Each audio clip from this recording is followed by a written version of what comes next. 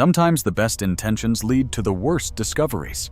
What started as a heartfelt surprise trip to Boston with my children quickly turned into a nightmare I never saw coming. One hotel door, one moment of truth, and 17 years of marriage suddenly hung in the balance. They say what happens in hotel rooms stays there, but some secrets refuse to remain hidden. My name is Michael Anderson. To my friends. I'm 50 years old, have been married to my wife Rebecca for almost 20 years, and we have 2 great kids, Curtis, who's 15 and growing faster than I can keep up with, and Sophie, my 10-year-old princess who still thinks her dad hangs the moon. That Wednesday morning started like any other during Becca's business trips, me trying to wrangle the kids through breakfast before school. Curtis with his head buried in his phone, Sophie picking at her cereal, and me gulping down coffee like it was the elixir of life. Becca had been gone for 3 days on a consulting job in Boston. 4 more to go, 7 days total, longer than her usual trips. And we were all feeling it. I love my wife. So while she was on a business trip, our kids and I decided to surprise her by flying to see her. The idea hit me like a thunderbolt while watching Sophie push her Cheerios around the bowl. "Hey, what if we went to see Mom this weekend?" I said, setting down my mug. Sophie's eyes lit up like Christmas morning. "Really? Just show up." "Yeah." I nodded, feeling the excitement build. "We could book flights today. Be there by tomorrow evening." Imagine her face when she opens her hotel door. Curtis finally looked up from his phone. "That would actually be pretty cool," he said, which, from a teenager, is practically jumping for joy. By noon, I called in a favor at work to take Friday off, arranged for the kids to miss school, and booked 3 tickets to Boston. The whole time, I kept picturing Rebecca's face. The shock, the joy, the tears. Maybe. I hadn't surprised her like this in years. I tried calling her that morning, but it went straight to voicemail. Not unusual during her intensive consulting sessions. I sent a text, "Miss you. Kids are asking when you're coming home. Love you." No response, which was a little strange, but I figured she was just swamped. That evening, as I packed our bags, I tried her again. Still nothing. A small knot formed in my stomach, but I dismissed it. Boston was in the middle of hosting a major business conference. She was probably networking, making connections, doing what she did best. The consulting world was competitive, and Rebecca was a shark in high heels. As I tucked Sophie in that night, she clutched her favorite stuffed bunny to her chest. "Do you think Mommy will cry when she sees us?" she asked, eyes wide with anticipation. "Maybe, sweetheart," I said, kissing her forehead. "It's going to be the best surprise ever." I had no idea then how wrong I was. No idea that the surprise waiting in Boston wasn't ours to give, but rather one that would shatter our family into pieces. The flight to Boston wasn't long, but it felt like an eternity. Curtis had his headphones on, lost in whatever music teenagers listen to these days. Sophie chatted non-stop about all the things she wanted to tell her mom. I sat between them, fighting an increasing sense of unease. I tried calling Rebecca 3 more times before we boarded. Nothing. Just straight to voicemail, not even a ring. I sent another text, "Hope your meetings are going well, miss you." The delivered notification appeared, but no response came. "Dad, why are you checking your phone every 5 seconds?" Curtis asked, briefly pulling off his headphones. That kid never missed a thing. "Just making sure our rental car is confirmed," I lied, forcing a smile. But the truth was something felt off. Rebecca and I had been married for almost 20 years. We had our ups and downs like any couple, but she'd never gone this long without communication before. She always made time for the kids, at least. When we landed at Logan Airport, I tried once more. Voicemail again. I left a message this time, keeping my tone light.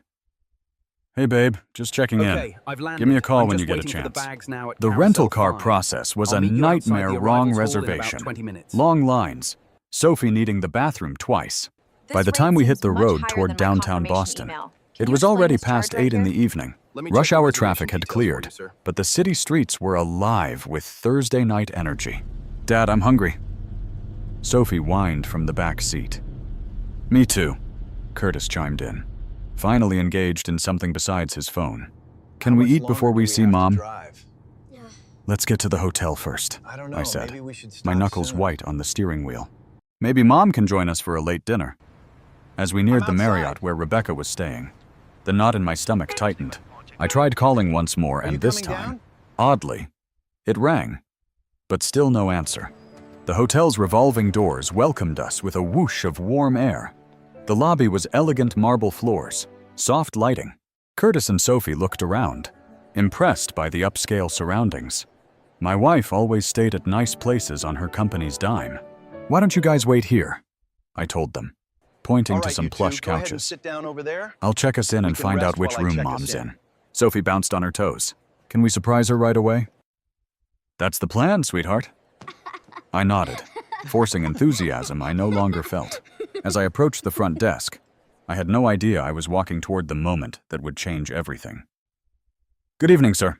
How can I help you? The receptionist, a young woman with a professional smile, greeted me. I'd like to check in, and I also need to get in touch with my wife, who's staying here, Rebecca Anderson. Her fingers danced across the keyboard. Let me check that for you. A moment passed. Yes, Mrs. Anderson is staying with us. Would you like me to ring her room? Please, I said. Relief washing over me. At least Rebecca was here. The receptionist dialed, waited, then frowned slightly. I'm sorry. Sir, there's no answer. Can you try again? I asked, the knot in my stomach tightening. She tried once more. Same result.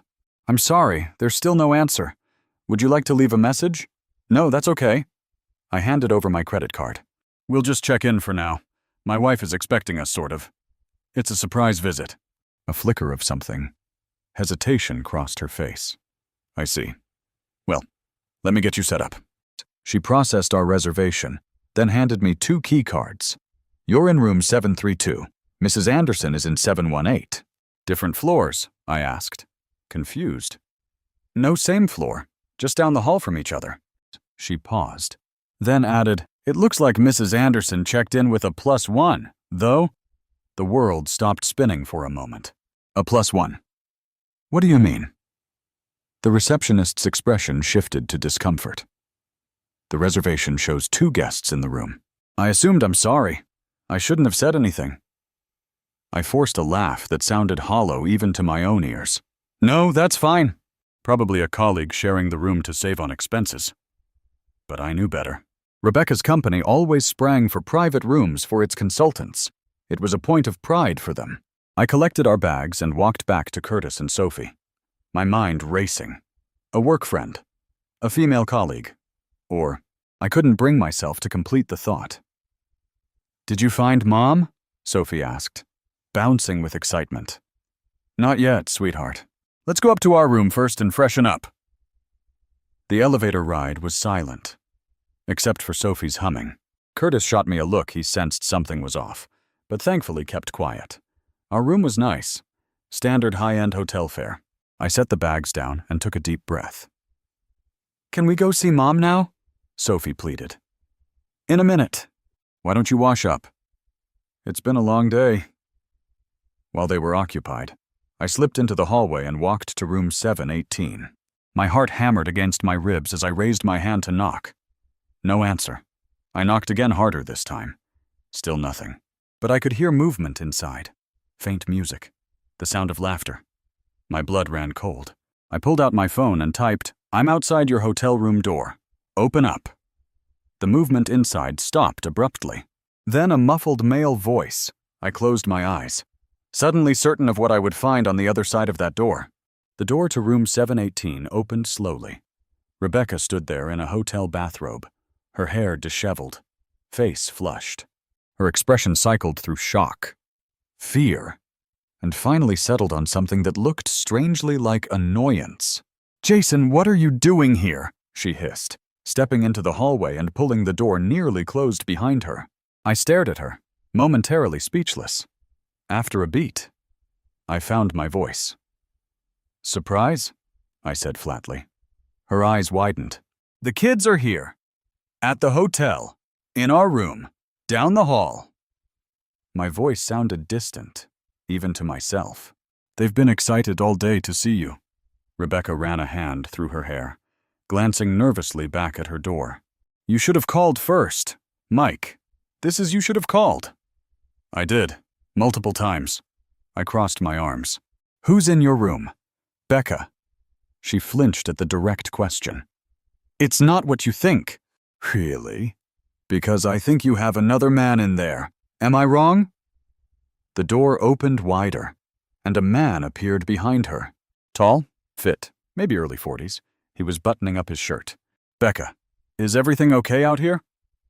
My vision tunneled, focusing on this stranger who called my wife by her nickname. My nickname for her. Who the hell are you?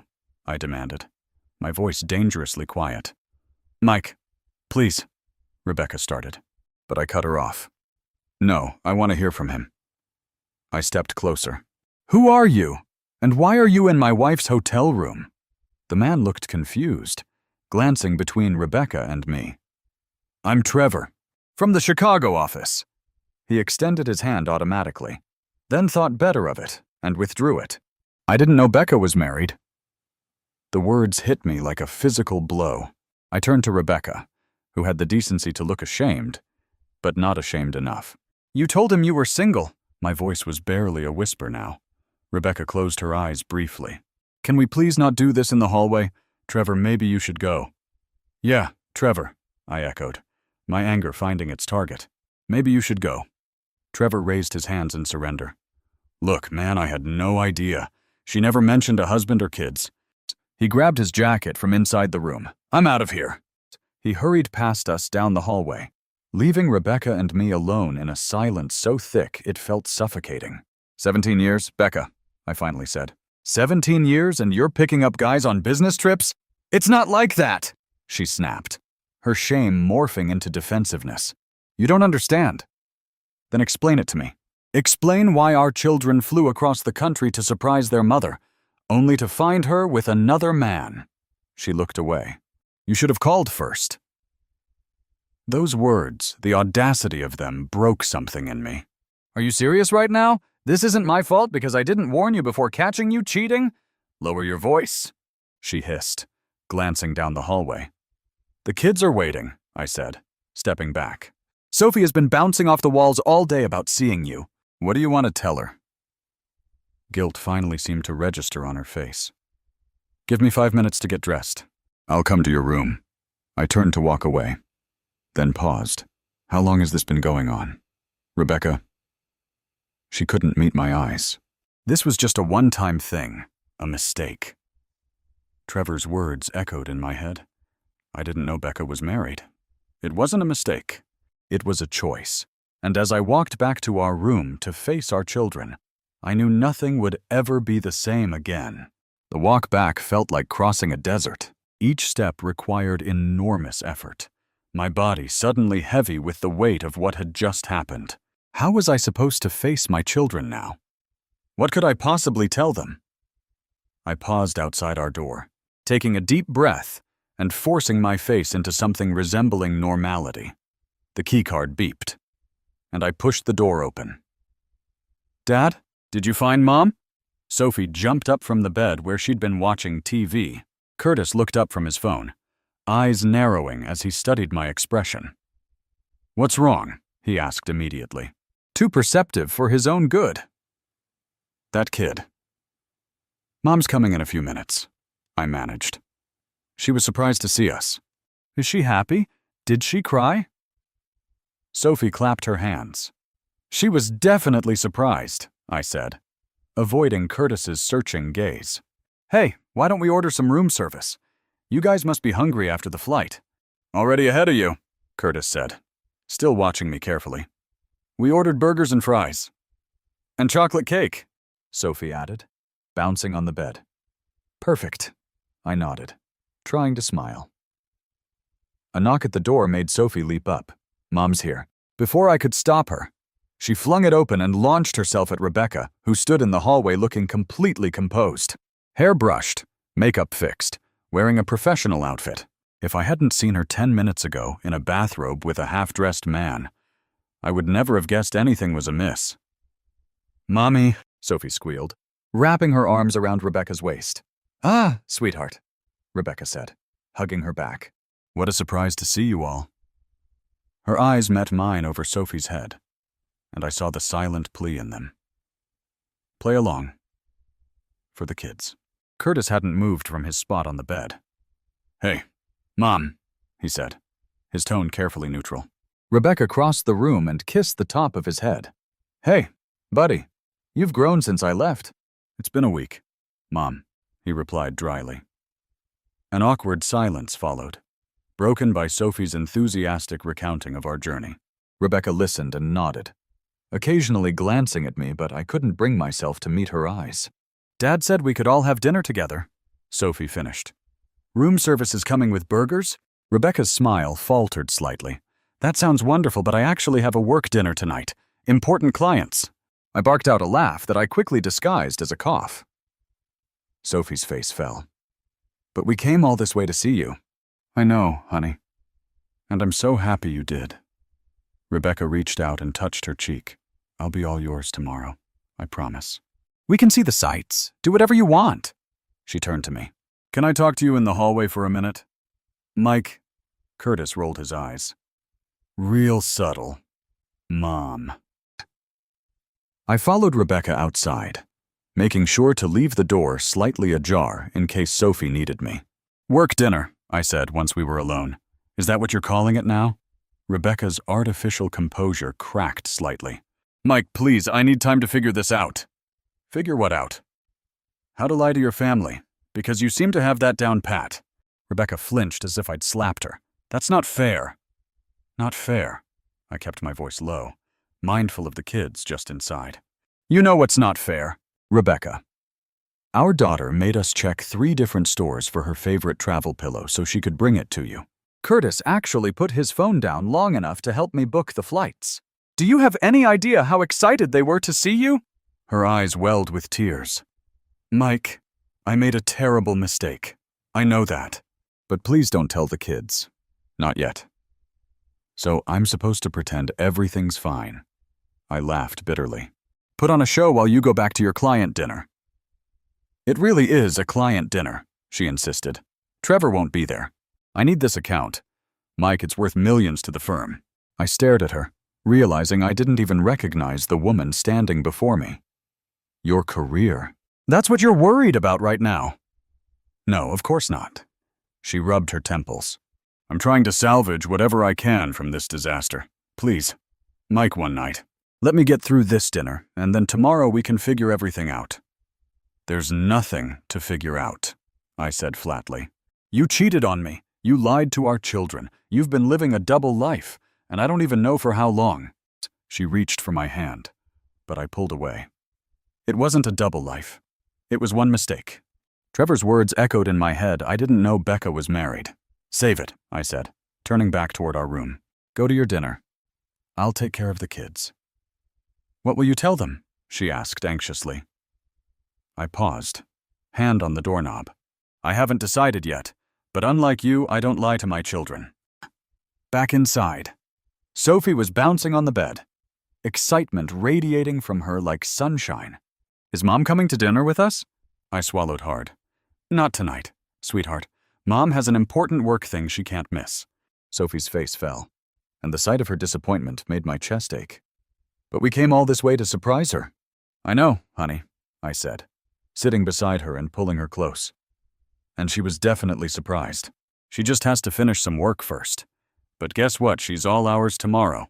The whole day. Curtis was watching me, his expression unreadable. Where's she going tonight? A client dinner, I said. The lie tasted like acid on my tongue. Uh-huh. He looked back at his phone. Whatever. Sophie, ever the optimist, bounced back quickly. Can we go see the Boston Harbor tonight instead? My friend Emma said there are cool lights and boats. The thought of playing tourist while my marriage imploded seemed impossible, but Sophie's hopeful face broke my resolve. Sure, why not? Let's finish dinner and then check it out. Sweet. She grabbed another French fry from the room service tray. This is still the best surprise ever, Dad. Curtis caught my eye over his phone and raised an eyebrow, silently calling me on it. I gave him a slight shake of my head, a promise to explain later. He nodded, almost imperceptibly. At 15, he was already more man than boy. And in that moment, I was grateful for his perceptiveness. That night, as we walked along the harbor, Sophie skipping ahead and pointing out every boat she saw, Curtis fell into step beside me. "Mom's cheating, isn't she?" he asked quietly. I nearly stumbled, caught off guard by his directness. "Curtis, just tell me the truth. Dad, I'm not a kid anymore." I looked at my son, tall, serious, suddenly so grown up. "Yes," I admitted finally. "I think she is." Curtis's jaw tightened, but he didn't look particularly surprised. "I figured. Ever since she started this consulting gig, she's been different. Always on her phone, staying late at the office, taking more business trips." A wave of nausea hit me. Had everyone seen what was happening except me? "You noticed that?" I asked. "Yeah, and so did you, probably. You just didn't want to believe it." His voice held no accusation, just a sad understanding beyond his years. "Sophie, come look at this boat. It has a helicopter on it," she called to us from up ahead, waving excitedly. We made our way to her. "Be right there, sweetie," I called back, forcing enthusiasm into my voice. Curtis kicked at a loose stone on the walkway. "What happens now? Are you guys getting divorced?" The word felt like a punch to the gut. "I don't know yet, buddy. This just happened. But whatever happens between your mom and me, nothing changes how much we both love you and Sophie." He scoffed. "If she loved us, she wouldn't have done this." "It's not that simple," I said, though part of me agreed with him. "Adults mess up sometimes, make terrible mistakes. This isn't like forgetting to pay the electric bill. Dad, she chose to cheat." We reached Sophie, who was pressed against the harbor railing, pointing at a luxury yacht. "Look, it's bigger than our whole house!" I lifted her onto my shoulders so she could see better, grateful for her innocent enthusiasm. "Pretty impressive, huh?" As Sophie chattered away about the yacht, Curtis stood slightly apart, his teenage face suddenly much older. I could see him processing everything, deciding how he felt about it all. "Don't tell Sophie," he said quietly, when she was distracted by a passing boat. "She still thinks Mom hangs the moon." "I won't," I promised. "Not yet. But we'll have to figure this out eventually." He nodded, then surprised me by leaning slightly against my side, the closest thing to a hug I'd gotten from him in years. "We'll be okay, Dad. You, me, and Sophie." In that moment, my 15-year-old son was trying to comfort me, and it nearly broke me, but also gave me strength. "Yeah," I said, putting my arm around his shoulders. "We will." When we returned to the hotel, Sophie was half asleep on my shoulders, the excitement of the day finally catching up with her. Curtis walked beside us, unnaturally quiet, his earlier revelation hanging between us like a storm cloud. "I'm tired, Daddy," Sophie mumbled as we entered the elevator. "I know, sweetheart, we'll get you into bed soon." I pressed the button for our floor, and my heart sank. Rebecca stood outside our room door, arms crossed, tapping her foot impatiently. When she saw us, her expression morphed into concern. "Where have you been? I've been calling for hours." "We went to see the harbor," I replied evenly, shifting Sophie on my shoulder. "I left my phone in the room." Curtis brushed past his mother without a word, swiping the key card and entering our room. Rebecca's eyes followed him, confusion flashing across her face. "Curtis, what's wrong? Honey?" He ignored her completely. The door shut behind him. "What did you tell him?" she hissed at me. "The truth," I said simply. He asked, and I wasn't going to lie to him. Rebecca's face paled. "You had no right to do that without discussing it with me first." "Lower your voice," I warned, nodding toward the half-asleep Sophie. "And I had every right. You gave up your say when you decided to cheat on our family." Rebecca stepped back as if I'd slapped her. "Mike, please can we talk about this rationally? How was your dinner with the clients?" "Productive," she said tightly. "We landed the account." "Congratulations," I replied, unable to keep the bitterness from my voice. "Your career is certainly thriving." "That's not fair." "Life's not fair. Becca, our son now knows his mother is a cheater. Our daughter is going to figure it out soon enough. Nothing about this is fair." Sophie stirred on my shoulder. "Daddy, Why are you and Mommy fighting? Rebecca's eyes filled with tears. We're not fighting, sweetie, just having a grown-up talk. It sounded like fighting, Sophie murmured. I rubbed her back gently. It's okay, princess. Let's get you to bed. I moved past Rebecca to enter our room, but she caught my arm. Mike, we need to talk. Privately. Not tonight, I said firmly. I need to put our daughter to bed. Inside. Curtis was sitting on his bed, headphones on, staring at the wall. He didn't acknowledge his mother when she entered behind me. I helped Sophie change into her pajamas and tucked her into bed, her eyelids already drooping. Good night, baby girl. Sweet dreams. Night, Daddy. Night, Mommy, she mumbled, already half asleep. Rebecca stood awkwardly at the foot of Sophie's bed, clearly unsure of her place in this new family dynamic. Good night, sweetheart, she whispered, leaning down to kiss Sophie's forehead. Once Sophie was asleep, Rebecca gestured toward the door. Can we talk in my room, please? I glanced at Curtis, who had his back to us, shoulders rigid. Will you be okay? I asked him quietly. He pulled one headphone off. I'm fine. Go talk. Sort this mess out. His voice was flat. Emotionless. Rebecca flinched at his tone, but said nothing. In the hallway. I followed her silently to her room. The same room where, hours earlier, I had discovered her with another man.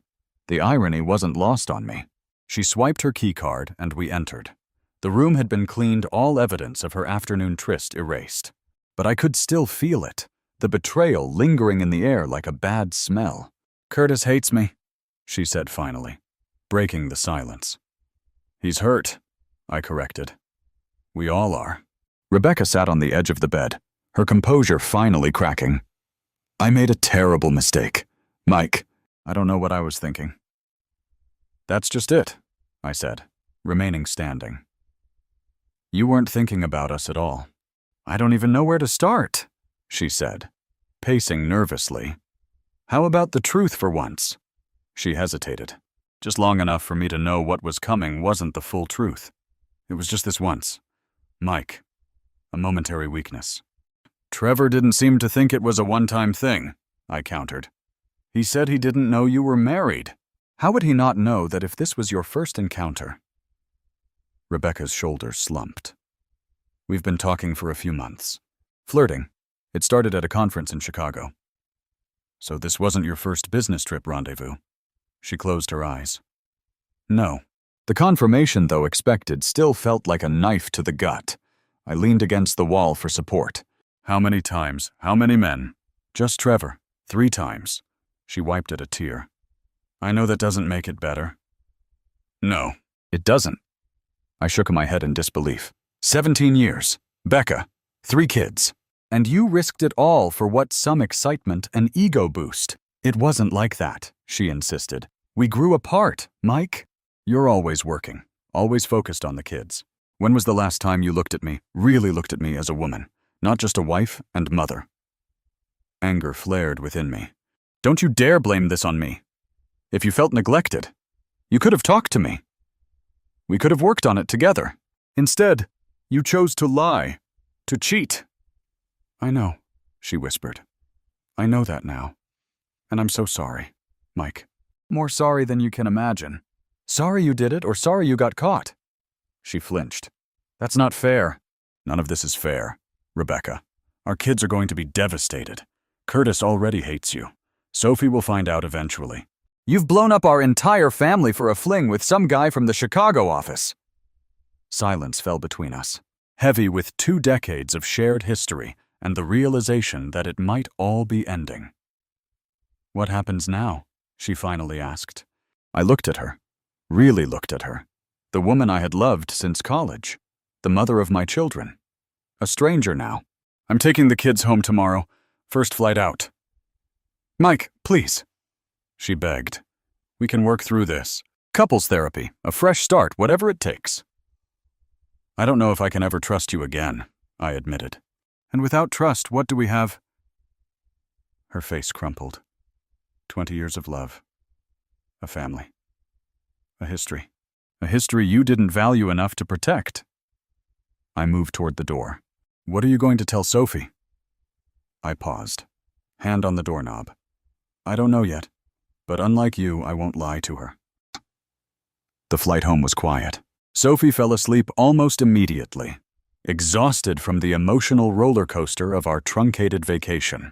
Curtis sat with his headphones on, staring out the window, occasionally glancing at me with a mixture of concern and something else respect. Maybe. I hadn't slept at all after my conversation with Rebecca. I'd returned to our room to find Curtis still awake, waiting. We're leaving tomorrow, I told him simply. First flight out. He nodded, relief evident on his young face.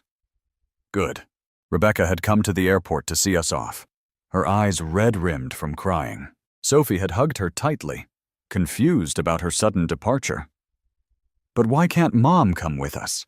She'd asked repeatedly. Mom has to finish her work here. I'd explained the lie bitter on my tongue. She'll be home in a few days. Curtis had barely acknowledged his mother, giving her a stiff, one-armed hug before boarding without a backward glance. Now, as the plane began its descent into our hometown, I found myself thinking about what came next. The logistics of separation. The heartbreak of telling Sophie. The inevitable questions from family and friends. Curtis's voice pulled me from my thoughts. Dad, are you okay? His concern, so adult, so genuine, made my throat tighten. I will be, I promised. We all will be. He nodded, seeming satisfied with that. What happens when we get home is Mom coming back? I sighed, choosing my words carefully. She'll come back to the house. Yes, but things are going to change. Your mom and I need to figure out what's best for everyone. You mean divorce? He said bluntly. Maybe. I don't know yet. I ran a hand through my hair. But whatever happens between your mom and me, nothing changes how much we both love you and Sophie. He was quiet for a moment. For what it's worth. Dad, I think you're doing the right thing. We deserve better. His words so wise, so beyond his years, were both heartbreaking and strengthening. He shouldn't have had to deal with any of this. But his resilience made me proud. When we landed, Sophie woke up immediately, asking for Rebecca. The reminder that our family would never be the same cut deep. 3 weeks later, Rebecca and I sat across from each other in our kitchen. Divorce papers between us. She had moved into an apartment downtown. Curtis still barely spoke to her. Sophie was finally beginning to understand in her 10-year-old way that Mommy and Daddy wouldn't be living together anymore. I never wanted this, Rebecca said quietly, pen hovering over the signature line. Neither did I admitted. But here we are. Do you think you'll ever forgive me? Her eyes, once so familiar, now seemed to belong to a stranger. I considered the question carefully. Someday, maybe, for the kids' sake. But some things can't be undone. Becca. She nodded, accepting this truth, and signed her name. As I watched her go, I felt an unexpected lightness. The pain wasn't gone, far from it, but for the first time since that fateful day in Boston, I could see a future beyond the betrayal. A new beginning for me and my children. We would be okay. Different, but okay.